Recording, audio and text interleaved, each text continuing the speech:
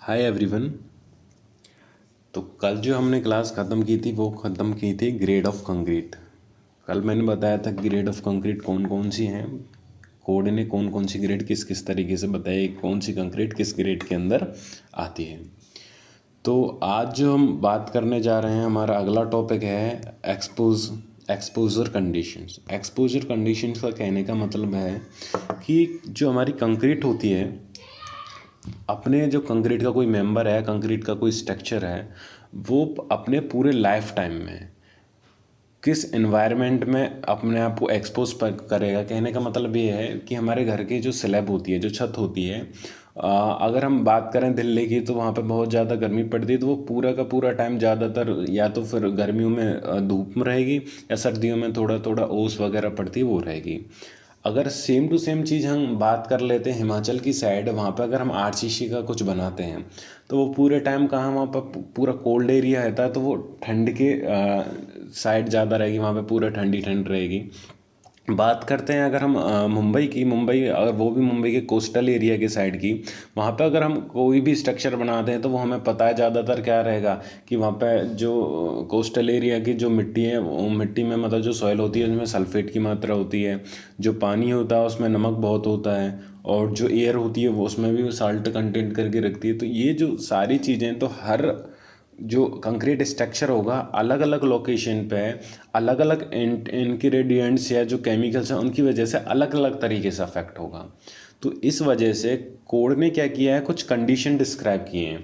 Condition कहने का मतलब है कि स्ट्रक्चर मेरा है कि हो सकता है कि बिल्कुल माइल्ड हो। माइल्ड कहने का मतलब ये है कि स्ट्रक्चर ना तो भी किसी इन्वायरमेंट के अफेक्ट में है, जैसे घर के अंदर की कोई बीम है जो ना तो उस पर कोई धूप आती है, ना उस पर कोई बारिश का असर पड़ता है, तो उस कंडीशन को कोड ने क्या कर दिया, माइल्ड कंडीशन में लिख दिया कि इसको हम कहेंगे कि माइल्ड एक्सपोजर में है। सेम टू सेम जैसे जैसे एक्सपोजर बढ़ता जाएगा, हम कंडीशन को माइल्ड से मॉडरेट से हम सीवियर, सीवियर से वेरी सीवियर, और वेरी सीवियर के बाद हम कहाँ पे लेके जाएंगे, एक्सट्रीम पे। तो जिस जिस तरीके की कंडीशन में वो जो हमारा कंक्रीट का मेंबर एक्सपोज होता है, उसी हिसाब से हमने कंक्रीट की ग्रेड जो बता दी है कि मिनिमम उस एक्सपोजर में या उस एनवायरनमेंट में हम कम से कम इतनी ग्रेड की कंक्रीट प्रोवाइड करेंगे या प्रोवाइड करनी पड़ेगी। अगर उससे अगर हम कम ग्रेड की कंक्रीट प्रोवाइड करते हैं तो वो डिग्रेडेड हो जाएगी, और पूरा स्ट्रक्चर की जितनी ड्यूरेबिलिटी है, जो स्ट्रेंथ है, वो उतने टाइम तक नहीं रहेगी जितना हमने स्ट्रक्चर डिजाइन किया। तो कोड कहता है कि एज पर एक्सपोजर कंडीशन तुम्हें जो ग्रेड प्रोवाइड करनी है कंक्रीट की, कम से कम इतनी प्रोवाइड करनी है जितनी कोड ने गिवन की है। सिर्फ हमें ग्रेड ही वो नहीं प्रोवाइड करनी है जो कोड ने दी, उसके अलावा कोड ने क्या किया, जो हमें मिनिमम कवर भी प्रोवाइड करना है। कवर क्या चीज़ है, वो इससे अगले मतलब इस टॉपिक ख़त्म होने के बाद हम कवर के बारे में ही पढ़ने वाले हैं। तो कोड ने दोनों चीज़ बताया कि एक्सपोजर कंडीशन के हिसाब से हमें अपना मिनिमम ग्रेड भी बदलनी है, कि अगर जहाँ एक्सपोजर ज़्यादा है, जहाँ पर कठिन परिस्थितियाँ हैं जो कंक्रीट के लिए को ख़राब कर सकती है, डिग्रेडेड कर सके, उस जगह हमें अच्छी स्ट्रेंथ की कंक्रीट प्रोवाइड करनी है। तो ग्रेड ऑफ कंक्रीट क्या है, इंक्रीज़ करना है। जहाँ नॉर्मल कंडीशन है, वहाँ पे एनवायरनमेंट का इतना अफेक्ट नहीं है, जैसे कंक्रीट डिग्रेडेड हो, वहाँ पे हम लो स्ट्रेंथ की कंक्रीट प्रोवाइड कर सकते हैं। सेम कवर के लिए है, जहाँ कंडीशन हल्की हो, जहाँ डिग्रेड नहीं हो रही है कंक्रीट, वहाँ पे कवर हम क्या है, कम प्रोवाइड कर सकते हैं, क्योंकि कंक्रीट डिग्रेडेड नहीं हो रही है तो जो उसके अंदर रेनफोर्समेंट है वो डिग्रेड नहीं हो रहा, तो रेनफोर्समेंट भी डिग्रेड नहीं होता, तो हम कवर को क्या कर सकते हैं, कम प्रोवाइड कर सकते हैं। और अगर जहाँ पे ज़्यादा एक्सपोजर है आ रहा है, जो कंक्रीट जहाँ ख़राब हो रही है, तो वहाँ पे हमें हाई स्ट्रेंथ कंक्रीट प्रोवाइड करनी पड़ेगी। कवर भी थोड़ा इंक्रीमेंट करना पड़ेगा, क्योंकि बाई चांस अगर कंक्रीट डिग्रेडेड होना शुरू होती है तो वो जो हार्मफुल केमिकल्स हैं या जो कंटेंट है, जैसे सल्फेट, फ्लोराइड, और जो कार्बन डाइऑक्साइड की एक प्रोसेस होती है कार्बोनेशन, वो अगर कंक्रीट के वर्ड्स में होकर क्योंकि कंक्रीट पोरस मटेरियल वैसे तो दोनों तरह का होता है, परमिएबल इम्परमिएबल। अगर हम कोशिश करते हैं कि हम कंक्रीट हो इम्परमेबल रहे, इम्परमेबल का कहने से मतलब है कि उसके अंदर वर्ड्स ना हो, जिससे हवा पास हो सके, पानी पास हो सके, तो ये है। तो जितना परमिएबल कंक्रीट रहेगी उतना अच्छा रहेगा। तो यही है कि वहाँ से अगर कंक्रीट परमेबल रहेगी तो उसमें से ये सारी हार्मफुल कंटेंट पास आउट होते जाएंगे, और उसके बाद वो क्या, जो अंदर सरिया है, रेनफोर्समेंट है, स्टील है, उसको जाके अफेक्ट करेंगे, उसको डिग्रेड करेंगे, तो ओवरऑल जो ड्यूरेबिलिटी है स्ट्रक्चर की, वो क्या हो जाएगी, ख़त्म हो जाएगी। लोग बात करते हैं कि कोड ने कौन कौन सी कंडीशन बताई हैं और क्या बताई हैं। तो जो सबसे पहले ये जो चीज़ उस कोड ने डिस्क्राइब की है वो की है अपने क्लॉज नंबर 8.2.2.1। तो एक क्लोज नंबर है, तो मैं पेज नंबर 18 पे मिल जाएगा। उसमें उसने कहा the general environment to which the concrete will be expose during its working life, मतलब पूरी लाइफ टाइम में जो कंक्रीट का स्ट्रक्चर है मेंबर में जो एक्सपोज रहेगा जिस एनवायरनमेंट है उसके हिसाब से कोड ने डिस्क्राइब किए 5 कंडीशन डिस्क्राइब किए। माइल्ड, मॉडरेट, माइल्ड हो गई एक, मॉडरेट हो गई एक, सीवर हो गई, वेरी सीवर हो गई, एक्सट्रीम हो गई, ये सारी कंडीशन डिस्क्राइब की हैं। तो टेबल नंबर 3 है, इसको पढ़ लेते हैं। टेबल क्या कहती है? टेबल कहती है आपका अरे इसे मिटा देते हैं कि माइल्ड कंडीशन के अंदर कौन कौन से आएंगे। माइल्ड कंडीशन में पहला कह रहा है concrete surface protecting against weather और एग्रेसिव कंडीशन, मतलब ऐसा मेंबर है या कंक्रीट का वो मेंबर जो एनवायरनमेंट में मतलब एनवायरनमेंट पे उसका कोई ज़्यादा असर नहीं पड़ रहा है। जैसे कि वही घर के अंदर का बीम हो गया, कुछ भी हो गया, जो अंदर की साइड का कॉलम होता है वो हो गया, उस पर ना रेन का इफेक्ट पड़ता है, ना किसका धूप वगैरह का, ना कोल्ड का, किसी का इफेक्ट नहीं करता। और ये जो शेल्टर्ड फ्रॉम रेन, जो रेन से बचा दिया गया है, ऐसा जो भी मेंबर होगा, तो ऐसे जहाँ मेंबर होंगे तो हम उनको किस कंडीशन के अंदर रखेंगे माइल्ड कंडीशन के अंदर। वहाँ में जो ग्रेड प्रोवाइड करनी है कंक्रीटिंग की वो कम से कम M20 प्रोवाइड करनी, उससे कम ग्रेड नहीं प्रोवाइड कर सकते। और जो कवर होना चाहिए वो कितना हो चाहिए 20 mm। ये जो 2 कंडीशन है मिनिमम रिक्वायरमेंट है हमारी जब माइल्ड कंडीशन हो। अगर कंडीशन मॉडरेट होती है, मॉडरेट कंडीशन के अंदर क्या आता है, कोड ने क्या डिस्क्राइब किया है, तो कोड कहता है कि expose to rain but sheltered from severe rain, मतलब रेन तो पड़े उस पर, ऐसा स्ट्रक्चर जैसे कि हम बात कर लेते हैं कोई भी ऐसी लोकेशन जहाँ पे बारिश पड़ती हो पर इतनी तेज़ी से नहीं पड़ती हो कि वो स्ट्रक्चर को अफेक्ट करे, बारिश हो पर काफ़ी सीवर ना हो, मतलब बहुत तेज़ तरह की बारिश ना हो, तो ऐसी जगह हम क्या उसे मॉडरेट कंडीशन के अंदर रखते हैं। कंटिन्यूसली अंडर नॉर्मल वाटर, कोई भी स्ट्रक्चर वो वाटर के अंदर हो। अब वाटर यहाँ नॉर्मल वाटर कहने का मतलब है जो उसका पीएच रेशियो है या जो पीएच वैल्यू होती है वो स्पेसिफाई लिमिट के अंदर होती है 6 से 8 के बीच में, जो हमारे कंक्रीटिंग को भी नहीं इफेक्ट और ना रेनफोर्समेंट किसी को भी क्या नहीं करती, इफेक्ट नहीं करती, मतलब कोई रिएक्शन नहीं करती है जिससे हमारा स्ट्रक्चर डिग्रेडेड हो। तो नॉर्मल भी वाटर के अंदर अगर मेरा वो कंक्रीट मेंबर या स्ट्रक्चर रह रहा है तो भी कोई वो कंडीशन किसके अंदर आएगी, मॉडरेट के अंदर। अगला उन्होंने कहा है concrete surface protected to saturated salt air in coastal area. Coast मतलब कहने का मतलब ये जो कंक्रीट की सरफेस है, कंक्रीट का जो मेंबर है वो कोस्टल एरिया में से क्या बचा हुआ होना चाहिए। ऐसा नहीं है कि वो मेरा जो मेंबर है वहाँ पे मुंबई में अगर मैं बात करता हूँ उस लोकेशन पे जहाँ पे बारिश नहीं है, बारिश हल्की है, पर वहाँ पे जो कोस्टल एनवायरनमेंट है वहाँ पूरा साल्टी जो नमक है, पानी भी वो ऐसी है, तो उस कंडीशन के लिए मैं बात नहीं कर रहा हूँ, उससे मेरा सेफ होना चाहिए। तो वो अगर ऐसा नहीं है उसमें कोस्टल एरिया के पास नहीं है तो वो मॉडरेट कंडीशन कहेगा। Concrete in contact buried under non aggressive soil और नॉन अंडर ग्राउंड वाटर। कहने का मतलब है देखो ग्राउंड वाटर और जो सॉइल होती है दोनों में जनरली जो एक सबसे हार्मफुल कंटेंट होता है, जो इंटीग्रेडिएंट्स होता है, जो कंपाउंड होता है, केमिकल होता है, वो होता है मेरा सल्फेट। सल्फेट सॉइल में भी होता है SO3 की फॉर्म में। जो सल्फेट हमारा सॉइल में होता है वो किसकी फॉर्म में होता है, SO3 की फॉर्म में होता है, जो जनरली मतलब किसी भी फॉर्म में हो सकता है, जो अगर इस फॉर्म में होगा तो वो रिएक्ट करेगा कंक्रीट के साथ, फिर वो पूरे ड्यूरेबिलिटी को अफेक्ट करेगा, वहाँ क्रैक पैदा हो जाएंगे, वो अपनी रिएक्शन करेगा। ये जो सारे रिएक्शन है कौन कौन से कंटेंट है, जैसे क्लोराइड और कार्बोनेशन जो एक प्रोसेस हो, एल्कली एग्रीगेट रिएक्शन, ये सल्फेट क्या इफेक्ट करता है, इसका मैं एक पर्टिकुलर अलग वीडियो बनाऊंगा कि ये किस तरीके से रिएक्शन करते हैं, उन रिएक्शनों की वजह से कंक्रीट कैसे रिएक्ट करती है, कभी स्वेलिंग हो जाती है कंक्रीट के अंदर, और ये जो पूरी प्रोसेस है किस तरीके से इसका रिएक्शन होता है, इसके लिए पर्टिकुलर अलग वीडियो बनाएंगे। बस इतना समझ लो भी कि हार्मफुल होते हैं। तो ये हमारा इस तरीके से फॉर्म है। तो जो नॉन एग्रेसिव सॉइल कौन सी होती है जिसमें ऐसे हार्मफुल इंग्रेडिएंट्स ना हो जैसे सल्फेट, और ऐसी जो नॉन एग्रेसिव अंडरग्राउंड वाटर कौन सा है जिसमें क्या है ऐसे केमिकल्स ना हो या कंपाउंड ना हो जो कंक्रीट के साथ रिएक्ट करें और उसको क्या करें, इफेक्ट करें। ठीक है। अगली बात करते हैं जो तो ऐसी जितने भी तीनों चारों कंडीशन बताई हैं, अगर इनमें से कुछ भी है तो वो हमारा जो कंक्रीटिंग मेंबर है वो किसके अंदर है, मॉडरेट कंडीशन के अंदर आएगा। और जहाँ मॉडरेट होगी तो वहाँ पे मुझे जो ग्रेड प्रोवाइड करनी पड़ेगी कंक्रीट की वो कम से कम कितनी होनी चाहिए, M25, और जो जगह कवर होना चाहिए वो कम से कम कितना होना चाहिए, 30 mm का। इससे कम मुझे कवर प्रोवाइड कर नहीं सकता। अब ये कवर प्रोवाइड करने का रीज़न यही कि मुझे रेनफोर्समेंट को बचाना है। चलो ये फर्दर चीज़ें आगे डिस्कस करेंगे, आने दो। अगली बात आती है हमारी अगला कंडीशन होती है सीवर। सीवर कंडीशन कहने का मतलब है मेरा कि सीवर कंडीशन में कौन कौन से एनवायरनमेंट आ रहा है, किस तरीके से एनवायरनमेंट में एक्सपोज होते हैं वो पढ़ते हैं। एक्सपोज टू सीवर रेन मतलब रेन इतनी तेज़ी से पड़ती है, बहुत ज़्यादा तेज़ पड़ती है, जो इंटेंसिटी होती है रेन की वो बहुत ज़्यादा होती है। तो ऐसी अगर कंडीशन हो, alternating waiting and drawing with water मतलब ऐसी जगह वहाँ पर 4 दिन बारिश हो रही है, फिर 4 दिन धूप निकल गई, फिर बारिश हो रही, फिर दिन, तो मतलब जो कंक्रीट का मेंबर है वो अल्टरनेट हो रहा है, कभी गीला हो रहा है कभी सूख रहा है, तो ऐसी कंडीशन हो। Expose to coastal environment and sea coastal area मतलब अगर स्ट्रक्चर जैसे कोस्टल एरिया में जो समुद्र के किनारे या उधर जहाँ पे जो पानी इस तरीके का होता है, कोस्टल एरिया में अगर बिल्ड है स्ट्रक्चर, तो वहाँ के एनवायरनमेंट की हवा में और जो धूप है उसमें या फिर उसके बारिश में अगर एक्सपोज होता है तो वो स्ट्रक्चर भी हमारे सीवर कंडीशन के अंदर आएगा।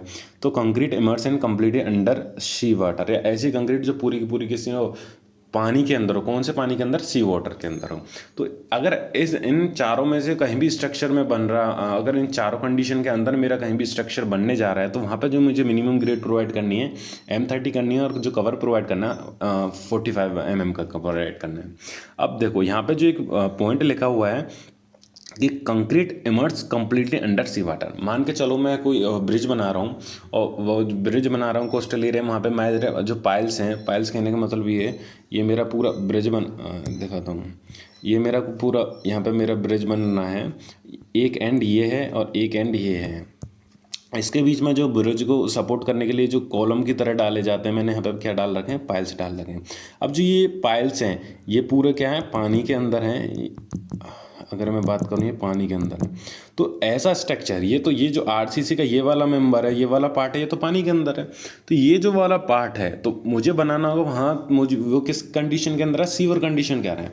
तो उस जगह मुझे जो मिनिमम ग्रेड देनी पड़ेगी कंक्रीट की वो M30 देनी पड़ेगी, और जो कवर देना पड़ेगा वो क्या करना पड़ेगा, 45 mm का देना पड़ेगा। ठीक है, क्यों ऐसा क्यों प्रोवाइड, ऐसा रीज़न इसलिए क्योंकि पानी कंटेन करके रखता है साल्ट कंटेंट, सल्फेट कंटेंट करके रखता है। वो क्या करता है, उसके साथ कंक्रीट के साथ रिएक्शन करता है। वही वाली प्रोसेस है, वो प्रोसेस बतानी है तुम लोगों को, वो बताते हैं, तो वो रिएक्शन करेगा।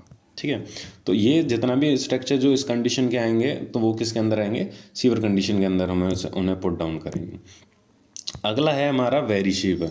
वेरीसीवर कहने का मतलब क्या है, वेरीसीवर के अंदर कौन कौन सी कंडीशन आते हैं उन्हें पढ़ लेते हैं। Expose to sea water spray, देखो एक है कि सी वाटर के अंदर है, जो हम सीवर कंडीशन में अभी क्या पढ़ रहे थे, सीवर कंडीशन में पढ़ रहे थे immerse completely under sea water. अब वेरी सीवर के अंदर क्या है, एक्सपोज टू सी वाटर। देखो ऐसा स्ट्रक्चर जो सी वाटर के स्प्रे मतलब पानी की छींटे या कुछ इस तरीके से पानी उछल के किसी भी फॉर्म में किसके स्ट्रक्चर के ऊपर पड़ता रहे, तो उसके बारे में बात कर रहा है। अब ये मैंने वेरी सीवर कंडीशन के अंदर रखा है, जबकि जो ऊपर मेरा सीवर कंडीशन के अंदर वो रखा है जो मेरा पानी पूरा कंप्लीटली समुद्र के अंदर। अब तुम एक बात बताओ कि मेरा जो दो मेंबर है कंक्रीट, एक पे क्या है स्प्रे पड़ रही है किसकी, सी वाटर की, एक पे क्या है सिर्फ क्या हो रहा है मेरा पानी पूरा सी वाटर के अंदर है। अब सी वाटर के अंदर तो वही जो सल्फेट है वो इंटीग्रेडिएंट्स है जो हार्मफुल है कंक्रीट के लिए। अब जब वो स्प्रे पड़ेगी उसके ऊपर जो मेरा बाहर स्ट्रक्चर है, अगर देखो इस डायग्राम से कर लेते हैं, डायग्राम बना के बता देता हूँ। हाँ, एक मेरा स्ट्रक्चर ये रहा, एक मेरा स्ट्रक्चर मान के चल लो कोई कॉलम में ये रहा। यहाँ पे क्या है, इस पे इसके छींटे पड़ रहे हैं किसके, सी वाटर के। यहाँ पे क्या है, ये पूरा पानी के अंदर है। ठीक। अब दोनों में से इसको मैं किसके अंदर रखा है, इसको सीवर कंडीशन के अंदर रखा है, इसको वेरी सीवर कंडीशन के अंदर रखा है। वेरी सीवर के अंदर रखने का मतलब है कि ये मेरी ज़्यादा क्रिटिकल है, ये मेरी ज़्यादा हार्मफुल हो रही है, सी वाटर स्प्रे इस कंक्रीटिंग को ज़्यादा डिग्रेड कर रहा है इस मुकाबले इसके। ऐसा क्यों हो रहा है? देखो, जब मेरा सी वाटर के अंदर कोई पानी मतलब जो स्ट्रक्चर होगा उसके ऊपर सिर्फ क्या क्या पड़ेगा, सिर्फ उसके अंदर क्या साल्ट है, सल्फेट अफेक्ट करेगा, कोई अदर इंटीग्रेंट है वो इफेक्ट करेगा, जो मेनली तो सल्फेट ही होता है वो इफेक्ट करेगा और इसे डिग्रेडेड करेगा, सिर्फ अकेला अगर बात करें सल्फेट। यहाँ पे क्या होगा, यहाँ पे सिर्फ मेरा क्या है, सी वाटर की वजह से स्प्रे होंगे, पानी की छींटे होंगे, जो भी होगी वो पड़ेगी, तो एक तो सल्फेट तो अफेक्ट करेगा ही करेगा ऐसे स्ट्रक्चर। उसके साथ साथ जब पानी हटेगा, पानी के हटने के बाद क्या रहेगा वहाँ, सूखा हवा होगी, कोस्टल हवा होगी, हवा चलेगी। अब वो एयर तो सॉल्ट कंटेंट करके रखते हैं, उसके साथ साथ एयर में क्या होता है, CO2 होता है। तो वो जो CO2 क्या करता है, जो कार्बन डाइऑक्साइड होता है, ये जो कंक्रीट के पोर्स होते हैं, पोर्स मतलब जो परमेबल कंक्रीट नहीं होती है, तो 100% तो नॉन परमेबल कोई नहीं है, तो परमेबल जो कंक्रीट होती है उसके पोर्स से अंदर होता है वो चला जाता है, वहाँ वो रिएक्ट करता है, वहाँ एक प्रोसेस होती है कार्बोनेशन, वो कार्बोनेट बनाता है और CO3 करके वो बनाता है। उसके कारण क्या आता है, उसमें स्वेल करने की कोशिश करता है, एक्सपेंड होने की कोशिश करती है, जिसके जो कंक्रीट तो एक्सपेंड हो ही नहीं सकते क्योंकि उसकी टेंशन स्ट्रेंथ नहीं है, उसकी वजह से क्या हो जाता है, वो पूरा का पूरा डिग्रेडेड होने लगता है। अब इस जगह मेरा क्या है, जो दो चीज़ इफेक्ट कर रही है, एक तो सल्फेट इफेक्ट कर रहा है जो सी वाटर स्प्रे की वजह से, और एक एयर की वजह से क्या इफेक्ट कर रहा है, इसमें कार्बोनेशन प्रोसेस हो रही है। यहाँ पे सिर्फ क्या सल्फेट इफेक्ट कर रहा है, इस वजह से ये जो सी वाटर स्प्रे वाला है ये मेरा क्या वेरी सीवियर कंडीशन के अंदर रखा है और ये मेरा सीवियर कंडीशन के अंदर रखा है। तो ये इंपॉर्टेंट पॉइंट है, समझ में आना चाहिए। कोड में डायरेक्टली जो लैंग्वेज होती है थोड़ी टफ होती है समझना, पर पता होना चाहिए किस चीज़ के लिए क्या चीज़ है, ठीक है। तो ये expose to sea water spray अगर ऐसी कंडीशन है तो वो ज़्यादा हार्मफुल है उसके मुकाबले जो सी वाटर के अंदर कोई भी स्ट्रक्चर रखा हो, ठीक है। दूसरी वेरी सीवियर कंडीशन के अंदर क्या था, in contact with underground aggressive subsoil. Aggressive subsoil वही हार्मफुल इंग्रेडिएंट्स या जो कंपाउंड हैं जैसे कि सल्फेट या कोई अदर, वो बहुत ज़्यादा मात्रा में हो, डायरेक्ट कॉन्टैक्ट में हो किसके, जो कंक्रीट जैसे फुटिंग है, फुटिंग के नीचे अगर मैं PCC लेयर ना डालूँ फिर भी वो मॉइस्चर के थ्रू क्या चला जाता है, सल्फेट कंक्रीट में अंदर, जैसे PCC लेयर के थ्रू चला गया, फिर उसके बाद क्या वो जो फाउंडेशन उसमें होकर फिर भी अगर परमेबल है मेरे कंक्रीट तो भी जाने के वो क्या रखता है, अपनी काबिलियत रखता है किसके थ्रू, मॉइस्चर के थ्रू ट्रांसफ़र होता है, ठीक। तो अगर ऐसी कंडीशन हो जो सॉइल या वाटर है जो बॉटम पे है, अंडरग्राउंड वाटर है, वो कंटेंट करके रखता है सल्फेट वगैरह ऐसे हार्मफुल इंटीग्रेंट, तो वो भी किसके अंदर आएगा, वेरी सीवियर कंडीशन कहेंगे। Expose to severe freezing. अब देखो ये जो सीवर फ्रीजिंग है, फ्रीजिंग मतलब ये है कि देखो मेरा कोई ये मेरा बीम है, इसके अंदर मतलब ये कंक्रीट के RCC की बीम है या बीम है, कॉलम है, कुछ भी कह लो, ये जो कंक्रीट से बनी हुई है, कंक्रीट से मिलके बनी हुई है। कंक्रीट मैंने बताया परमीबल होती है, उसके अंदर वॉइड्स होते हैं, ठीक है। जब वो अपने हाइड्रेशन वगैरह की क्रिया करता है, कंप्लीट कर लेता है, उसके बाद उसमें फिर भी वॉइड्स रह जाते हैं, मतलब वो हाइड्रेशन क्रिया के मतलब पानी ले लेता है, हम तराई करते रहते हैं, क्यूरिंग करते रहते हैं, पानी फिर भी ले लेता है। उसके बाद क्या होता है, अगर मेरा स्ट्रक्चर ऐसी जगह पे है जहाँ तापमान जो टेम्परेचर वो 0 डिग्री सेल्सियस से नीचे चला जाता है, अगर जो मेरा टेम्परेचर 0 डिग्री सेल्सियस से नीचे गया मतलब बर्फ़ बनेगा, और अगर मेरा पानी बर्फ़ बना तो अगर मेरा पानी की वॉल्यूम मेरे जो होती है नॉर्मल वो कम होती है, और जैसे ही वो बर्फ़ बनती है तो वॉल्यूम क्या होती है, बढ़ जाती है। ये तुमने भी देखा होगा, अगर हम कभी भी फ्रिज में बर्फ़ जमाएं तो जितना पानी होता है उससे जो बर्फ़ बनती है वो थोड़ी ऊपर ही निकली रहती। क्यों? क्योंकि ये ऐसा नेचुरल है कि जो पानी है जैसे ही बर्फ़ बनता है वो उसकी जो वॉल्यूम है क्या है, इंक्रीज़ कर जाती है।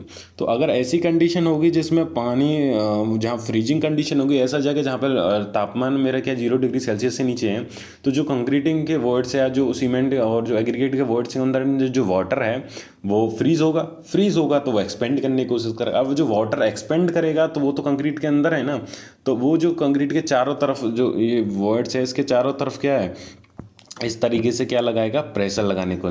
प्रेशर का मतलब कंक्रीट पे टेंशन आएगा, टेंशन की वजह से वो फिर एक्सपेंड होने की कोशिश करेगी, पर इसके कंक्रीट की टेंशन स्ट्रेंथ होती नहीं है, उस वजह से क्रैक आ जाएंगे। तो इस वजह से ये भी कंडीशन कहते हैं ना वेरी सीवियर के अंदर आ जाती है, ऐसी जगह जहाँ पर फ्रीजिंग होती हो।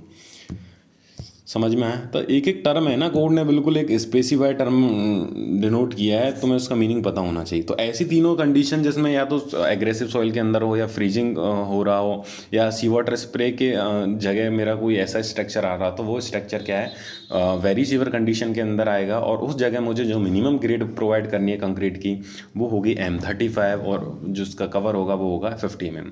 एम मतलब मिक्स 35 जो उसकी स्ट्रेंथ होती, कंप्रेसिव स्ट्रेंथ 35 मतलब किस फॉर्म होती, 35 होगी तुम्हारी यूनिट होगी न्यूटन पर mm² में।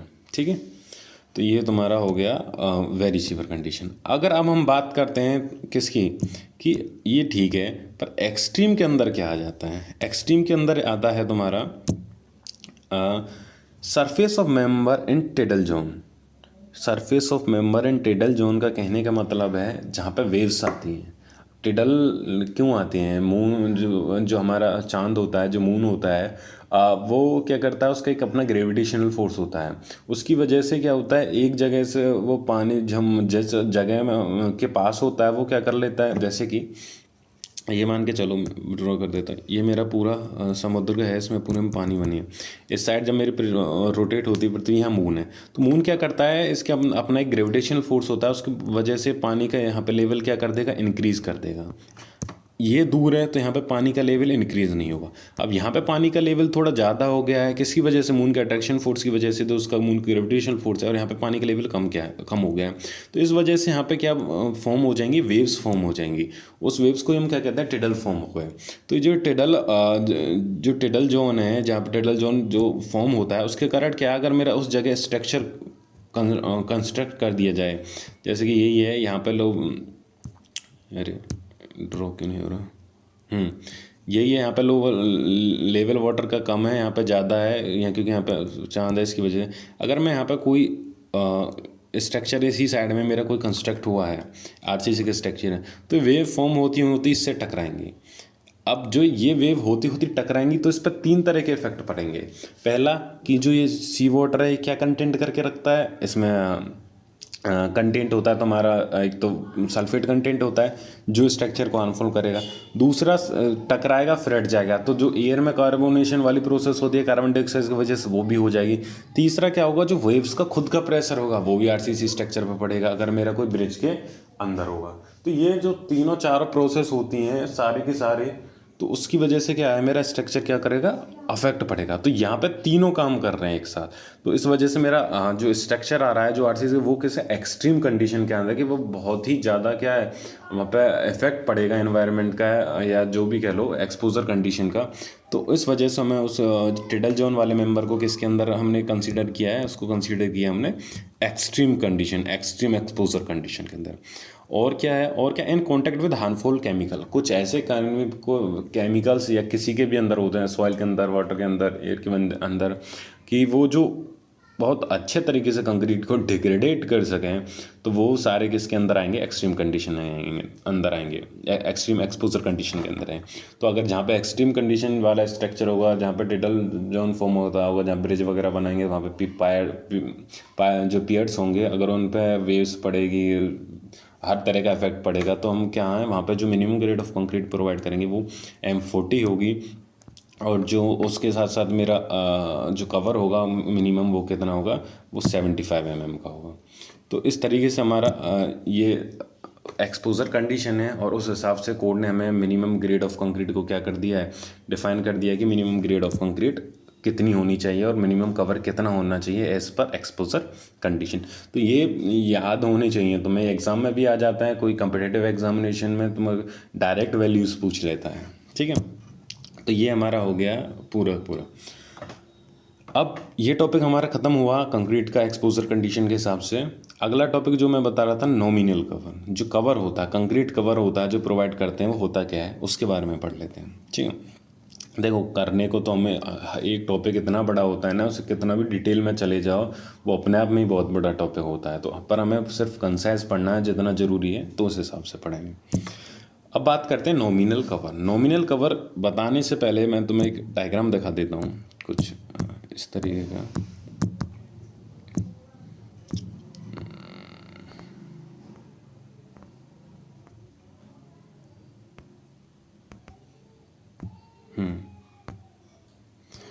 अब देखो यहाँ पे तुम्हें क्या दिख रहा है, ये मेरी बीम है, इसमें कुछ टर्म मैं बताने जा रहा हूँ, तो मैं टर्म का क्या मतलब होता है, वो होते हैं क्या हैं, तो वो देख लेना।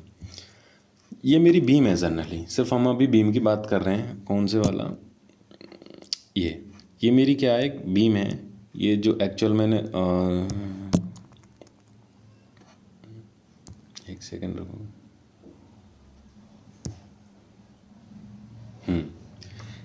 एक्चुअल में सब लोगों ने देखा होगा बीम कैसे पड़ती हैं। ये वाली जो मेरी है एक्चुअल में बीम है, इस तरीके से हमारी बीम क्या करती है, जनरली हम डालते हैं, या स्लैब की डाल रहे हैं तब डालें, या कोई बॉटम लेयर पे डालें, कहीं भी डालें, इस तरीके से डालती है। अगर उसे थोड़ा हम एक 3D डायग्राम बनाएं तो उसका 3D डायग्राम कुछ इस तरीके से बनता है, ठीक है।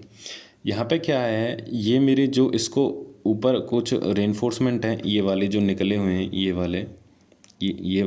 वाले जो रेनफोर्स यहाँ पर रेड कलर में है, ये वाले, तो जो रेनफोर्समेंट इस तरीके से बाहर निकले हुए हैं, इसको हम क्या बोलता हूँ मैं, मेन रेनफोर्समेंट बोलता हूँ। मेन रेनफोर्समेंट बोलने का मतलब ये है कि यही जो कंक्रीट में कंप्रेशन या टेंशन आता है, मेनली इसको बियर करता है। मेनली हम रेनफोर्समेंट डालते कैसे हैं, जो टेंशन बियर करें, तो ये हमारा मेन रेनफोर्समेंट होता है। तो ऊपर मेन रेनफोर्समेंट है, नीचे मेन रेनफोर्समेंट है, जो रेड कलर में है वो मेन रेनफोर्समेंट है। उसको क्या है, हमने बांधा हुआ है। बांधा किससे है, बांधा हमने जिस चीज़ से बांधते हैं वो रेनफोर्समेंट है, ये सरिया है, पर उसकी जो मोटाई है वो थोड़ी कम है।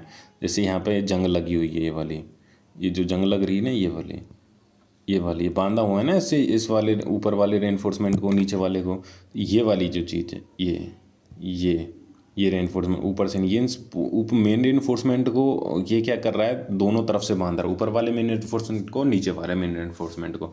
तो जो ये चीज़ होती हैं जो इनको बांधती हैं, हम इनको क्या कहते हैं, स्ट्रिप्स बोलते हैं। क्या बोलते हैं, स्ट्रिप्स बोलते हैं। स्ट्रिप्स का अपना एक काम है, ये शियर को भी रजिस्ट करती हैं। तो जब हम डिज़ाइन करेंगे बीम की, तो वो स्ट्रिप्स क्यों प्रोवाइड करते हैं, सिर्फ स्ट्रिप प्रोवाइड ही नहीं करते, जो इनकी दूरी है आपस में, इन दोनों के बीच की दूरी या इन दोनों के बीच की दूरी, जो हर स्ट्रिप के अपने बीच की दूरी होती है, वो भी कितनी होनी चाहिए, वो डिपेंड करता है कि शियर जो स्ट्रेस है वो किस जगह ज़्यादा आ रहा है। जहाँ पे ज़्यादा शियर स्ट्रेस आ रहा होगा, वहाँ पे हमें क्या है, ऑब्वियसली सी जो स्पेसिंग होगी, मतलब दोनों के बीच की जगह होगी स्ट्रिप्स की, वो कम करनी पड़ेगी। तो हमारी स्ट्रिप्स होती है, हमारा क्या होता है, मेन रेनफोर्समेंट होता है। इतना समझ में आया क्या चीज़ होती है, ऊपर नीचे मेन रेनफोर्समेंट है। ऊपर मेरा देखो मेनली मुझे, अगर मेरी सिंपली सपोर्टेड बीम है, क्या बीम है, चलो लेक्चर लंबा हो जाएगा, पर दैट्स ओके, हम पढ़ते ही हैं इसे अच्छे से। जिस एक बार रफ कर लेता हूँ।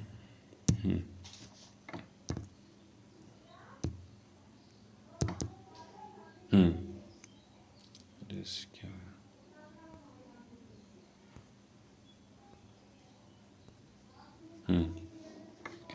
जो मेरी बीम है ये वाली, इसमें जो ऊपर नीचे मेन रेनफोर्समेंट होता है। अगर मेरी कोई बीम सिंपली सपोर्टेड है, सिंपली सपोर्टेड कहने का मतलब ये है कि कोई बीम, अगर इसको इस तरीके से ड्रॉ कर लूँ, अरे साइज छोटा हो गया,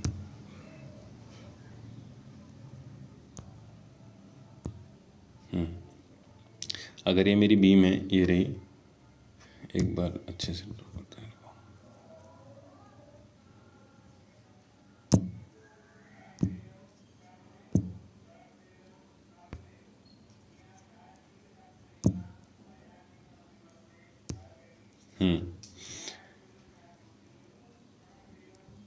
अगर मेरी कोई बीम है और ये बीम कैसी है, सिंपली सपोर्टेड है, सिंपली सपोर्टेड होने की वजह से इस पे ऊपर क्या आएगा, लोड आएगा। लोड की वजह से बीम क्या करने की कोशिश करेगी, इस तरीके से बेंड करने की कोशिश करेगी, इसकी टेंडेंसी होगी बेंड होने की।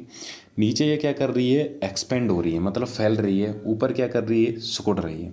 तो नीचे फैलने का मतलब टेंशन है, ऊपर कंप्रेस होने का, सिकुड़ने का मतलब क्या है, कंप्रेशन आ रहा है। नीचे मुझे क्या है, कंक्रीट टेंशन ले नहीं सकती, इस वजह से मुझे नीचे क्या करना, प्रोवाइड करना पड़ता है, स्टील प्रोवाइड करना पड़ता है, ठीक है। अब जो नीचे मैंने स्टील प्रोवाइड कर दिया, कभी कभी क्या होती है कि मेरे जो बीम की डेप्थ रेस्ट्रिक्टेड होती है कि मैं इससे ज़्यादा मोटाई और चौड़ाई की मैं क्या नहीं प्रोवाइड कर सकता, बीम नहीं प्रोवाइड कर सकता। तो उस जगह मुझे क्या डबली रेनफोर्समेंट यूज़ करना पड़ता है। डबली रेनफोर्स मतलब जहाँ पे टेंशन में भी रेनफोर्समेंट होता है और कंप्रेशन भी, जैसे कि ये बीम है, या नीचे भी रेनफोर्समेंट है और ऊपर भी नीचे भी रेनफोर्समेंट है और ऊपर भी रेनफोर्समेंट है। ऊपर वाले रेनफोर्समेंट का काम क्या है, कंप्रेशन लेना नीचे, क्योंकि यहाँ पे जब बेंड होगी तो ऊपर क्या आ रहा है, यहाँ पे कंप्रेशन आ रहा है ना, कंप्रेस हो रही है, और यहाँ पे जो नीचे में क्या आ रहा है, टेंशन आ रहा है। तो ऐसी बीम जहाँ पे नीचे टेंशन आ रहा है ऊपर कंप्रेशन होता है, जनरली हमारा काम स्टील का यही होता है कि हमें टेंशन को रजिस्ट करना है, पर स्टील तो हमारी टेंशन भी ले सकती है और कंप्रेशन भी ले सकती है। तो इस वजह से जहाँ पे मेरा जो डेप्थ होती है या ब्रेथ होती है वो रेस्ट्रिक्टेड होती है कि इतनी साइज से बीम हमारा जो साइज होना चाहिए वो ज़्यादा नहीं रखना है, और लोड ज़्यादा रहा तो उस जगह हम डबली रेनफोर्स बीम प्रोवाइड कर देते हैं। तो जो ऊपर वाला रेनफोर्समेंट है वो जनरली क्या लेता है, वो कंप्रेशन लेता है, नीचे वाला लेता है टेंशन लेता है।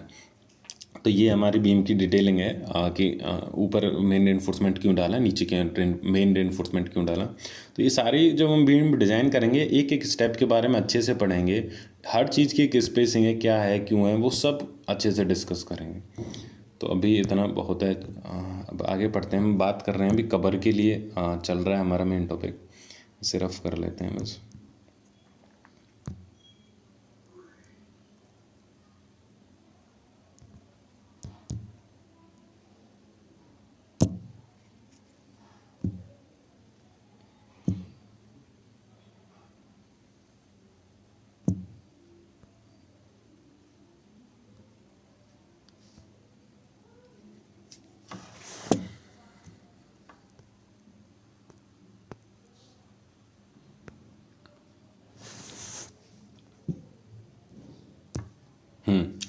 अब जैसे अगर बीम का मैं क्रॉस सेक्शन व्यू लूँ, क्रॉस सेक्शन बीम व्यू लेने का मतलब ये है कि ये रही बीम, यहाँ से जब मैं यहाँ पे खड़ा होके, एक मिनट रुको तो मैं दिखा देता हूँ। यहाँ पे खड़ा होके इस जगह पे, यहाँ पे मैं खड़ा हूँ और यहाँ से मैं ऐसे सामने से देख रहा हूँ, यहाँ से खड़ा होके इस तरीके से मैं क्या सामने से देख रहा हूँ, तो मुझे कुछ इस तरीके से का दिखेगा जैसे ये बीम मेरा देखा हुआ है। तो मुझे सामने से जब मैं देखूंगा तो मुझे जो ये पोर्शन दिखेगा बीम का वो मेरा कुछ इस कदर दिखेगा इस तरीके से। तो वो उसका फ्रंट व्यू है बीम का जब मैं उसे सामने से देखूंगा। तो उसमें मुझे क्या क्या दिख रहा है, उसमें मुझे जो सबसे पहले दिख रहा है मेन रेनफोर्समेंट। क्या है मेन रेनफोर्समेंट? मेन रेनफोर्समेंट जैसे यहाँ पे लिखा हुआ है मेन रेनफोर्समेंट क्या है, अरे ये मार्कर आज सही से काम नहीं कर रहा है। तो ये वाला जो जो रॉड्स निकली हैं, जो बार्स निकली हैं, जो सरिया निकली है, ये मेरा क्या है मेन रेनफोर्समेंट है। कौन सा वाला जो यहाँ पे ये जो कलर है ग्रे कलर की ये वाली जो जा रही हैं, ये जो सीधे सीधे जा रही हैं, ये क्या है, ये मेन रेनफोर्समेंट है। कौन सी वाली? ये जो ऊपर वाली है जो बाहर निकली हुई हैं। ये जो ये वाली है जो इसको बांध रही है, ये वाली पूरी की पूरी इन जो मेन रेनफोर्समेंट को क्या कर रही है, बांध रही है। ये मेरी क्या है स्ट्रप्स हैं। क्या है स्ट्रप्स हैं। ये वाली जो पूरे को क्या कर रही है, बांध रही है। ये मेरी क्या है स्ट्रप्स हैं। स्टेप्स कौन सी हुई? जो ये जंग लगी वाली है जो है ना तुम्हारी रेनफोर्स, ये जंग लग रही है, इसको क्या मेन रेनफोर्समेंट को क्या कर रही है, बांध रही है। ठीक है। उसके अलावा ये पीछे क्या है, ये पूरी कंक्रीटिंग हुई पड़ी है। ये मेरी क्या हो रही है, कंक्रीटिंग हो रही पड़ी है। ये मेरी पूरी की पूरी कंक्रीटिंग है। ठीक है। अब इसमें मेरे को एक जो टर्म बताना था वो क्या था मेरा, कवर। कवर क्या होता है मेनली? तो कवर के लिए अगर हम बात करते हैं तो कवर के बारे में बताते हैं। तो जो रेनफोर्समेंट होता है जो जहाँ सरिया होती है, और सरिया का आउटर मोस्ट पार्ट से लेके जो सरिया का जो बाहर वाला पार्ट से लेके जो मेरा कंक्रीट का जो आउटर पार्ट होता है उसके बीच की डिस्टेंस को मैं क्या कहता हूँ, उसकी बीच की डिस्टेंस को मैं कहता हूँ क्लियर कवर या नॉमिनल कवर। उसके क्या बोलता हूँ मैं, क्लियर कवर बोलता हूँ या नॉमिनल कवर बोलता हूँ। कहने का मतलब ये है, मैं तुम्हें डायग्राम में दिखा देता हूँ कि ये रहा, यहाँ पे आप लोग देख पा रहे होंगे मेरा यहाँ पे ये, अरे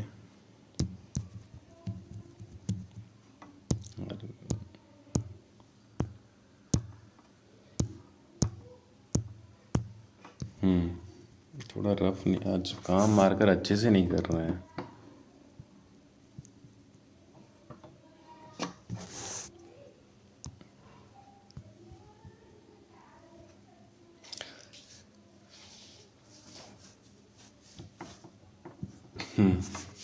तो यहाँ पे आप देख पा रहे होंगे, यहाँ पे एक लिखा है टर्म AST। AST क्या है? जो ये 3 सरिया होती हैं, तो area of steel and tension, ऊपर लिखा हो ASC, area of steel and compression. जो बॉटम वाली लेयर है, जो मेरी क्या है, बॉटम वाली लेयर है, और जो मेरी स्ट्रिप्स हैं, और जो मेरी क्या हैं, स्ट्रिप्स हैं, उनके जो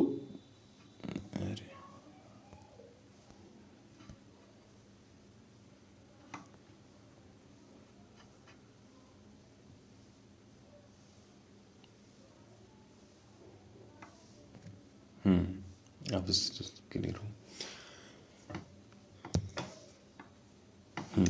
जो मेरी ये बॉटम वाली जो कंक्रीट की लेयर है,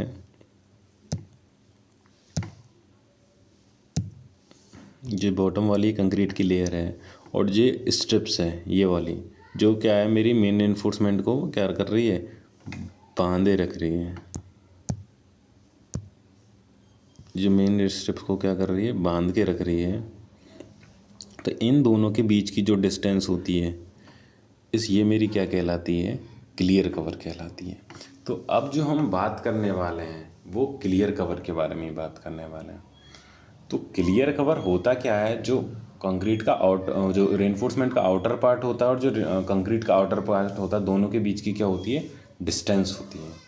उससे ही हम इफेक्टिव कवर निकालते हैं, उसी से हम कौन सा निकालते हैं, इफेक्टिव डेप्थ निकालते हैं। वो कैसे निकालते हैं, वो हमारा डिस्कशन का पार्ट है, वो किस तरीके से वर्क करता है, क्या पूरी चीज़ें होती हैं, तो वो हम अगले लेक्चर में पढ़ते हैं। आज का लेक्चर यहीं पे ख़त्म करते हैं। अगला जो हमारा लेक्चर होगा वो नॉमिनल कवर के ऊपर होगा, कि नॉमिनल कवर क्या है, इफेक्टिव कवर क्या है, तो उसके बारे में पूरा डिस्कशन होगा।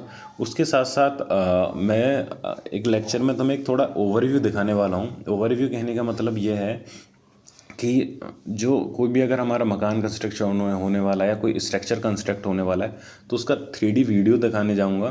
तो उस वीडियो में मैं बताऊंगा पर्टिकुलर कि फाउंडेशन ये है, इसमें ये जो रेनफोर्समेंट है किस लिए डाली है, ये अगर सरिया बेंट हुई है तो किस वजह से बेंट हुई है। तो वो जो उसका 3D मॉडल है, 3 से 4 मिनट की वीडियो है, उसके अंदर तो मैं पूरा एकदम क्लियर हो जाएगा क्या चीज़ है वो, तो उसको उस टाइम डिस्कस करते हैं। तो आज का वीडियो यहीं पर ख़त्म करते हैं, तो अगली क्लास में मिलते हैं। Good luck, stay blessed, stay healthy.